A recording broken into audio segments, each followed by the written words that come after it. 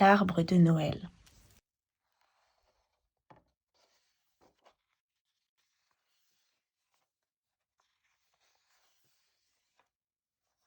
Notre histoire commence sur des collines où pousse à perte de vue une forêt d'arbres de Noël.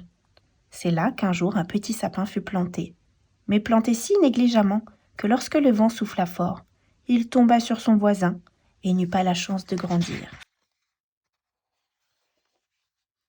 Les années passèrent.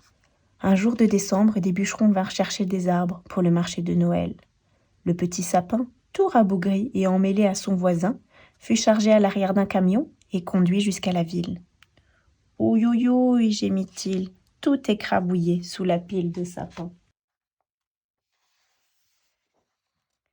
Les arbres les plus grands furent déchargés et emportés chacun dans un endroit différent de la ville. L'un se dressa fièrement à l'intérieur d'une cathédrale, un autre trôna au milieu d'une grande place. Un troisième servit à décorer l'estrade du grand bal de Noël. Mais la plupart furent installés dans des maisons où des enfants les couvrirent d'étoiles, de guirlandes, de boules colorées et de 1000 autres décorations. Le petit arbre et son compagnon, eux, se retrouvèrent dans la vitrine d'un grand magasin. Tard, la veille de Noël, ils n'étaient toujours pas vendus. Une passante entra faire un achat de dernière minute. Elle cherchait un sapin. « Vous ne voudrez pas de cette chose rabougrie, » dit l'employé, en démêlant le petit arbre des racines du plus grand et en le jetant de côté. Contente de son achat, la dame sourit et repartit, le grand sapin sous le bras. Resté seul, le petit sapin s'inquiétait de ce qu'il adviendrait de lui. Dehors, la nuit était froide et pluvieuse. Attiré par la chaleur, les lumières et la merveilleuse odeur épicée de Noël, un petit garçon se réfugia dans le magasin. Il demanda « Vous allez le jeter ? Est-ce que je peux le prendre ?» L'employé regarda le petit sapin. Si on pouvait appeler ça un sapin. Il haussa les épaules et le lui donna. Après tout, on était la veille de Noël et le magasin allait bientôt fermer ses portes.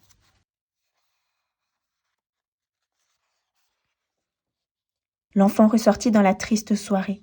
Il tenait le petit arbre devant lui avec précaution, afin qu'aucune de ses petites branches tordues ne soit cassée par les passants qu'il croisait.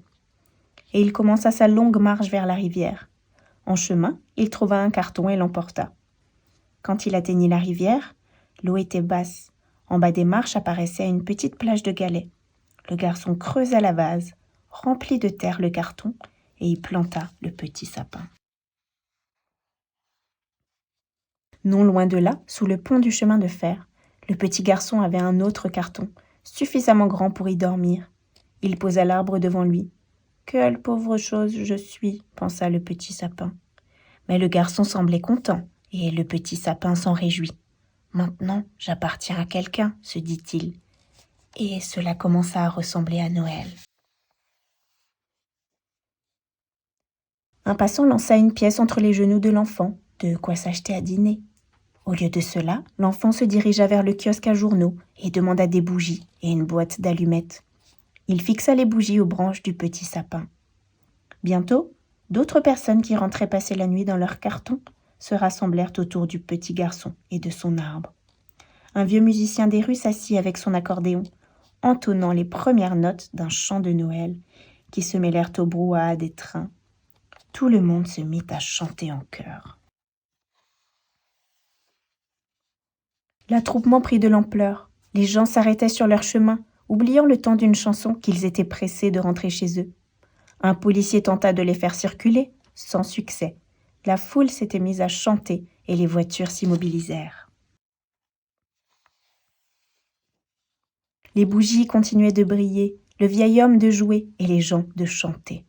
Le petit sapin se sentait ivre de joie, car à l'évidence, le petit garçon avait oublié que ce soir-là, il dormirait dans un carton, sous le pont du chemin de fer, et que le lendemain, il ne mangerait pas de dinde, mais de la soupe populaire, s'il avait de la chance. La magie de Noël était dans tous les cœurs.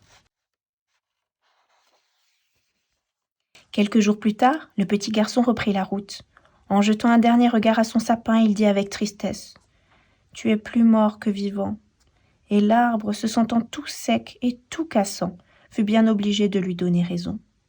Mais tandis que les autres arbres de Noël s'empilaient dans les grands feux de joie de janvier, le petit sapin, lui, fut ramassé par un balayeur municipal. « Tiens, il y a une petite pousse verte ici, » se dit le balayeur en regardant les racines de l'arbre, et il le planta en cachette dans un coin du jardin public. C'est là que vous le trouverez. Pas si petit aujourd'hui car, contre toute attente, le petit sapin a grandi. Et s'il n'est pas grand et fort, il est au moins robuste et joyeux. Maintenant, il étend ses branches pour les pigeons et les moineaux, les bébés dans leurs landaux, les amoureux et les gens des bureaux. Des petites souris mordissent ses racines. Et tandis que les jours d'hiver raccourcissent, le sapin rêve de ses humbles débuts sur les collines, de cette veille de Noël enchantée et des journées ensoleillées dans le parc. Qui l'aurait cru, se dit-il, en attendant l'arrivée du printemps suivant.